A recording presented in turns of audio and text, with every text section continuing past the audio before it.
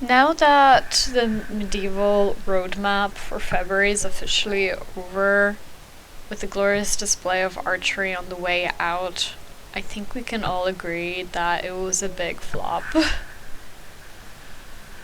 So the intro is pretty harsh, but hey, keep watching and you'll see why, or maybe already share my opinion, in which case keep watching to affirm. If I miss anything, be sure to leave a passive-aggressive comment telling me I suck.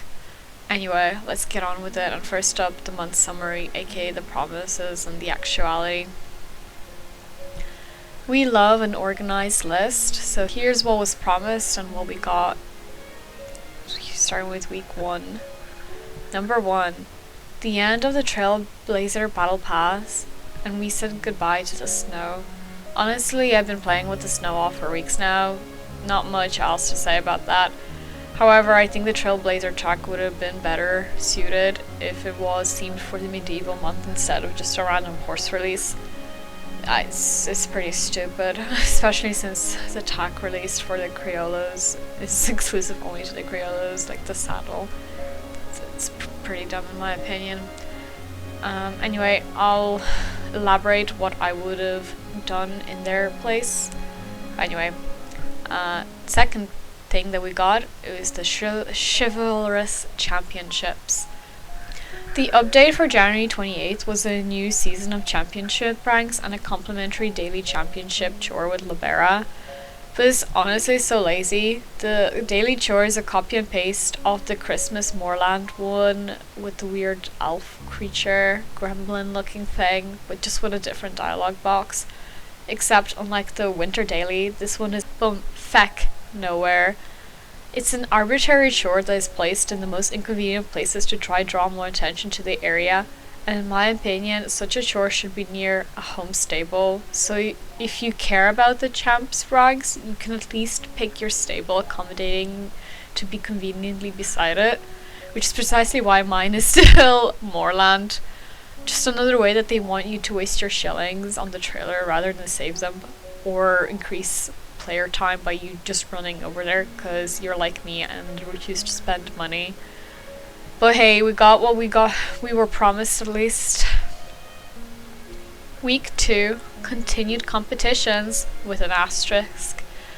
So, we just got 2 races. Wait, actually, hang on. Yeah, no, it's just 1 race, but the jumps were mirrored. And the track, like, basically it's the same track, but we start from the other end and the jumps go in the opposite order that they appear the first time. I mean, I guess that's what's on the roadmap, but it doesn't really show our versatility though, does it? As it promised in the roadmap for the update. No matter, I'm sure we're gonna get some jousting update or something, right? Oh wait, it's just 2 races for this week.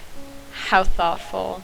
I'm sure there was no low-hanging fruit ideas that could have made this week feel a bit more interesting, but also still require very minimal effort. If only, right? Now on to week 3. Dreaming of Fish Dragons. Nah, I'm kidding. It's just a rip-off of Toothless and Light Fury, except they somehow managed to make them look shiny and fish-like instead of a dragon. Now, I don't hate the dragons, I do think they're flawed. But it's a better attempt than what we had previously in the game. But, like, arguably the old dragons have better things, such as the tails and their spines. Like, what the hell is that? The thing that grips me the most about them is that their trailer places them in the Merchantgast castle, and their whole thing was competing against each other. There must have been hinting at something to be at the castle, right? You know, the abandoned project that the community wanted to see and learn more about. Nah, let's just mention it so everyone knows we remember about it, but nothing more. Upsetting behavior. Imagine if there was even like just a small race there exclusive to the dragon horses. I don't agree with exclusive races, but like if we have to have content, let's have some content. But like, nah, that would be too much effort, right? If only there was an event already in the game that could have been reskinned to make this week more interesting. But I'm just getting ahead of myself. Oh, we also got 2 pets. And for my script, I mentioned that we're still waiting for the pink dragon. Well, boy, I love recording late, because turns out we have to pair it to a free Star Rider account, get that to level 12 before we get pink dragon. I've got my own thoughts on that. But hey, I won't be saying anything in this video. Oh yeah, another thing for week 3, we also got a pretty nice hidden nerf. Sorry, a bug fix. Never forget the garden bug that somehow was there for a year. Nerfs are a natural part of a game, like especially online game balance, and there isn't anything to be ashamed about, but like, man, have the balls to call it what it is. The community was upset because you tried hiding it and completely ignored it. You knew you were gonna get backlash from announcing, but like, lads, you would have gotten more backlash by trying to be more sneaky. Thankfully, this has been revoked, minus the whole part where you can sell seeds for more light than you used to sell seeds for more light than you can now, but like, they at least made it that you can replant the whole garden. Yeah, we also got a fun bug where the big yellow wall at Jorvik stables has become invisible. The collision barrier is still there and the texture is all gone. That's fun. We also got our first star coin code of the year. It gave us 40 star coins. That was nice. So week 4, named Help the Houses. Oh no! The event organizers being bothered by the LARP community. We must help them with their domestic disputes. And to do that, we've got a brand new, never seen before quest. There are, drumroll please, reputation quests! And pretty bad ones too, like making food by stealing ingredients, playing dragon hide and seek, and a plant fetch quest. Exciting! I've done the dailies, and while the dragon hiding locations do change, they only spawn in like a handful of places. Overall, pretty lazy. And this black spray paint, oh Jesus, lads. What happened on week 4 as well was the horse bazaar. That was nice. I like the Yorick Wilds. Honestly, I'm glad the bazaar occurs relatively often as someone who refuses to buy star coins. I'm happy. Now, finally, on to week 5. Ready, aim, fire. Robin Good, my man. Man, the archery is awful. This is my first time playing through it, and I think you can just see the shock and disappointment in the video just through that clip. It's so lazy, it's so bad, and it takes forever. I tried it once and I'm never touching that thing again. It's so bad. I'm actually getting upset thinking about like remembering that. Jesus Christ, that was so bad. Yeah.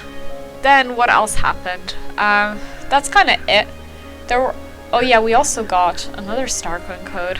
Awesome, with the news of the pink dragon being locked behind a grindfest to arbitrarily boost player numbers, because I'm sure the shareholders are not happy with people leaving the game.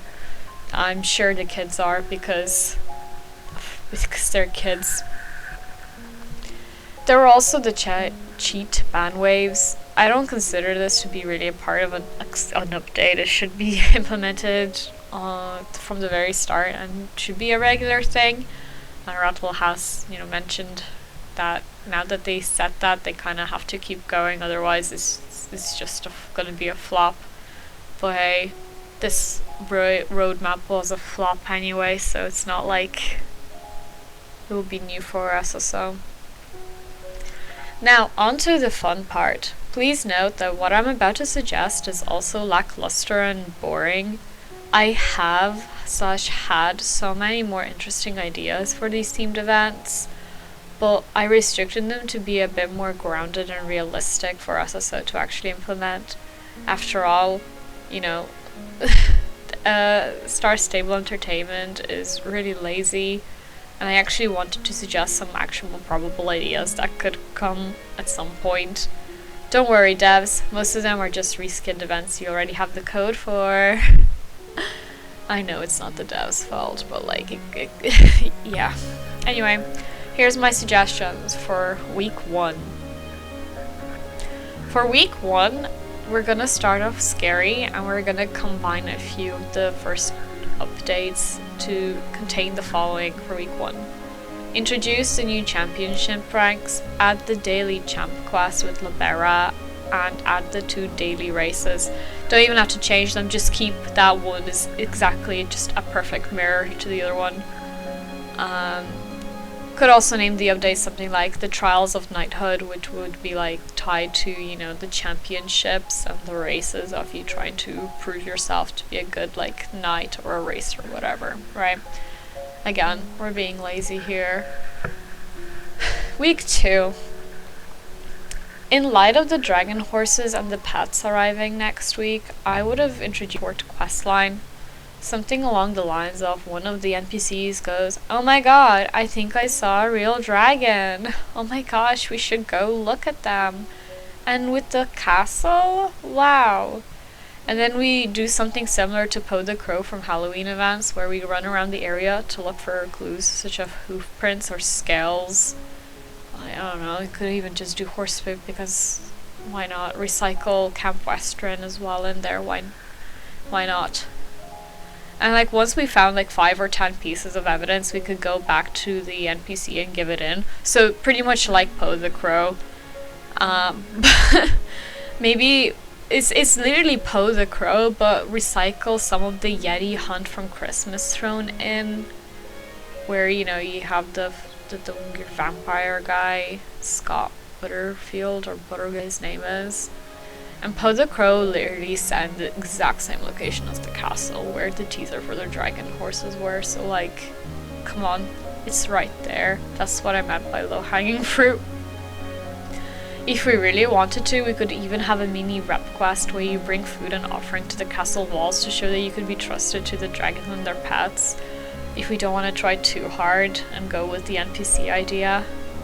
But yeah, this is all just a nice foreshadowing for week 3. Now, since we're being lazy with the updates, we won't be ambitious and open up the castle. Instead, we'll just have another quest where we must go to the castle and leave a final treat if you do the rep quest. Then we get a quest to return to the medieval area, and we're followed by the dragons. When we arrive, we have a thing where the dragons show their trust, and then we can buy them. Don't worry, the dragons showing their trust could be like, "Huh, you're pretty nice. I guess we will allow you to ride us." Listen, it's about the same amount of thought that Rebecca Yarrow did for her dragon lore in the book, so why should SSO make it believable, right? Anyway, then, you know, ta-da! You can even have a star coin drop with the this final quest instead of the Miranda Pink Dragon one. This way, the week previously kind of encourages you on to log on daily to get the quest, if you're lazy about them, you can see people riding the dragon horses and the star coin code. You will be more inclined to actually do the grind. Bing bang and boom, you get player activity and retention will slightly increase for that week. And additionally, if I was to nerf the garden, I would announce this nerf and not try and hide it. Nerf the light game, but at the very least give enough seeds to replace the garden, which is what they ended up doing anyway. But like, just be forward about nerfs next time. Anyway, on to week 4. Last week, I don't know, do a tournament. Why not? Right? Already have the jousting arena. we could do something like that, right? So now, obviously, there won't be anything too cool. We're not playing Witcher 3 Blood and Wine DLC. Well, you know, some ideas we can do.